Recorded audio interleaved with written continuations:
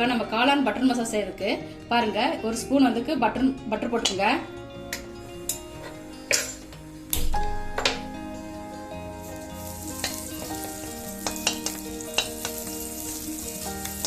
இப்போ 2 பெரிய வெங்காயம் பொடியா நறுக்கியிருக்கேன், இதையும் சேர்த்து நல்லா வதக்கிக்கலாம்.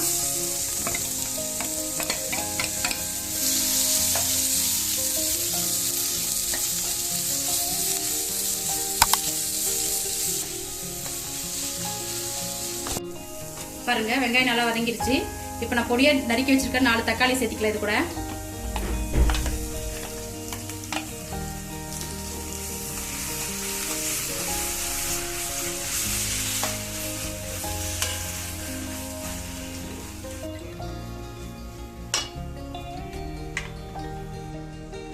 தக்காளி கூட 1 ஸ்பூன் இஞ்சி பூண்டு விழுது சேர்த்திக்கங்க.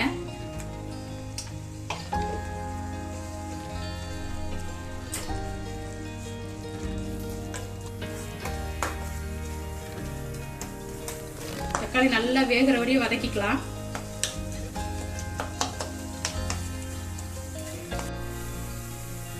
பாருங்க, தக்காளி நல்லா வெந்துருச்சு. இது கூட 1 ஸ்பூன் வந்து காஷ்மீரி மிளகாய்த்தூள் சேர்த்துக்கங்க கலருக்காக. இதையும் நல்லா வதக்கிக்கலாம். ஒரு 10 முந்திரி எடுத்திருக்கேன், இதையும் இது கூட சேர்த்திக்கங்க. பாருங்க, நல்லா வதக்கியாச்சு. இது நல்லா ஆறணும்ல மிக்சியில போட்டு நம்ம அரைச்சு எடுத்துக்கலாம். இப்போ பாருங்க, வதக்கின மசாலா நல்லா ஆறிடுச்சு. இது இப்போ மிக்சியில போட்டு நைஸா அரைச்சி எடுத்துக்கலாம்.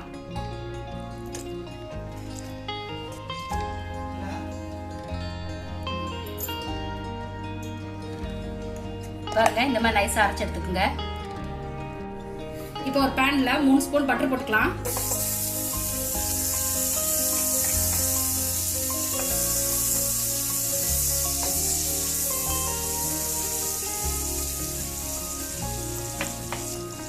பாருங்க, பட்டை கிராம்பு ஒரு பே லீஃப் போட்டிருக்கேன், இதையும் நல்லா பொரிச்சுக்கலாம்.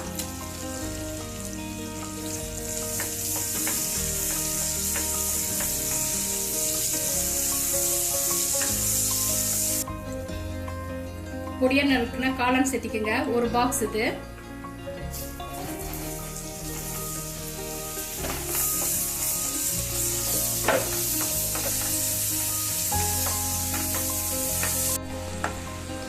இப்போ நம்ம போட்ட காளான் வந்து நல்லா வதக்கிக்கலாம், பட்டர்ல நல்லா வதக்கிக்குங்க. இப்போ நம்ம அரைச்ச மசாலா இது கூட சேர்த்திக்கங்க.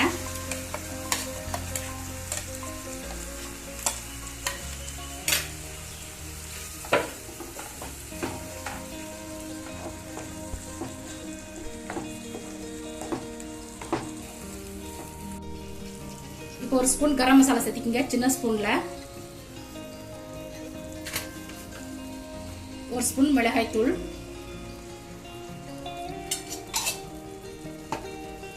போட்டு நல்லா கலக்கிக்கலாம்.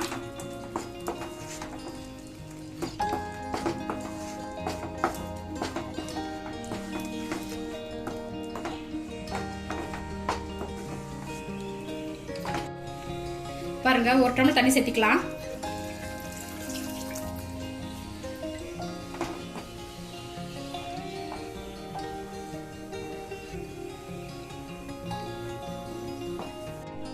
தேவையான அளவு உப்பு சேர்த்திக்கலாம். நம்ம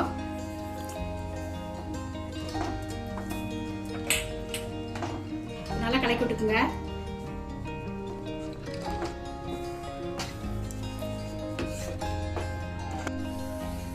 இப்போ தட்டு போட்டு ஒரு மூடி 5 நிமிஷம் வேக வச்சுக்கலாம்.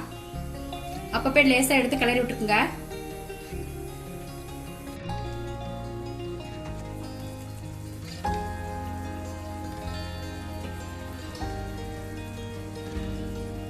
பாருங்க, பட்டர் காளான் மசாலா ரெடி ஆயிடுச்சு. இப்போ இது கொத்தமல்லி தூவிட்டு ஒரு பவுலுக்கு மாத்திக்கலாம்.